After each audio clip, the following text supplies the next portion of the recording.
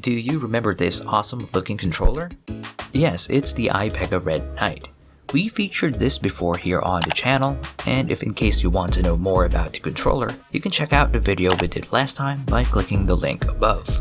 Now in this video, I'll show you how you can use the iPega Red Knight to play Genshin Impact with your smartphone.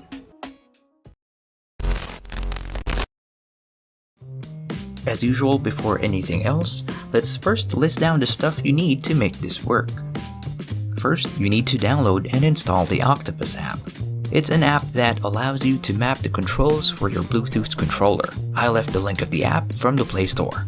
You can find it on the video description below. For this video, I'm gonna use the free version of the app, so just a heads up, you'll see ads play when you're on the free version. But you know, all the core functions are available, so it's up to you if you want to upgrade to the paid version. And as a side note, if you're wondering why I'm using Octopus instead of Shooting Plus V3, well, I tried using Shooting Plus, but it can't detect the controller. I'm probably missing something here, but you know, after trying to figure out what's wrong with it for about an hour, I just gave in and used Octopus instead. But yeah, if ever anyone knows how to use Red Knight with Shooting Plus V3, feel free to leave a comment. Other viewers may have the same question. Now let's move on to setting up the game. First, connect the controller via Bluetooth to your smartphone. After that's done, next thing we'll do is open Octopus.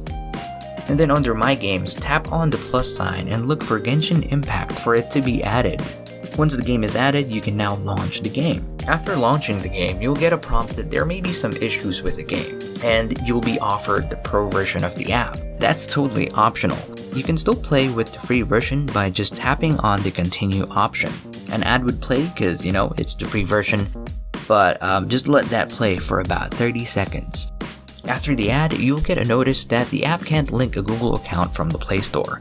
Basically what that means is you won't be able to link your existing account of Genshin Impact in case you already have one made. So just to make it clear, you'll start from scratch with a new account. Now if you're okay with that, just tap on skip and it will launch the game. Now here's the thing. Remember the notice I mentioned earlier saying that the free version can't link a Google account from the Play Store? Well, this is the reason why it's telling you that. Basically, from the screen, you can log in with an existing MiHoYo account or a Google account. But the only option that really works here is the Facebook account option. So yeah, you'll log in with your Facebook account and that will serve as your game account. It's also worth noting that you won't be able to log in with the same account using a different platform. So let's say you want to log on to a PC, it will create a new account for you. So going back, we'll tap on Facebook, then confirm and allow the app to run. After you set up the account, you'll see this screen where you need to select the server. For me, I'll pick Asia. And then the next step is to map the controls. It will be hard to do that from the starting screen, so I suggest you get through the intro video first and wait until you reach the part where you get to control your character. Okay, so if you can now see and control your main character, this is the time for you to set up the controls. You don't have to copy how I mapped mine. This is to simply show you how the process of mapping your controls go. You can definitely customize the controls depending on how you want it. So yeah, on your screen, look for the peeking octopus that's usually at the top part of the screen. When you tap that, you'll get this HUD that gives you options to add in the controls, adjust the opacity of the buttons, and even adjust the sensitivity of the analog sticks. Now, for example, you want to add in the controls for the left analog stick, here's what you need to do. So tap on the plus sign, and then select left analog. I already have a preset made from before, so I'm just gonna delete that first so you can go along with me.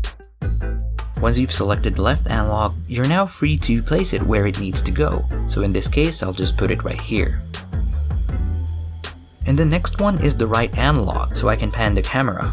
Let's just follow the same steps, you know, click on the plus sign and then place it on top of where the touch controls would allow you to pan the camera, just like that. And then the same thing goes with the other buttons. So if you're mapping from scratch, you can use my controls here as a basic guide.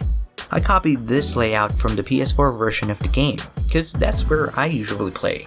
But like I mentioned earlier, you can tweak the settings depending on how you like it. And then when you're happy with the controls you've set, you can tap on the settings icon at the top here. And then adjust the opacity of the buttons so they won't get in your view. And that's it. You're now able to enjoy the mobile version of Genshin Impact with your iPega Red Knight. What do you think of this? Would you give it a try? Now if you have some suggestions with the controls, or maybe you have some questions on how we got things to work, feel free to leave a comment on this video, okay? If you're new to the channel or this video helped you out, or if you want to see more gaming related content like this, consider subscribing to Cantabots. This will definitely help grow the channel. Thank you for watching, I'll see you guys next time.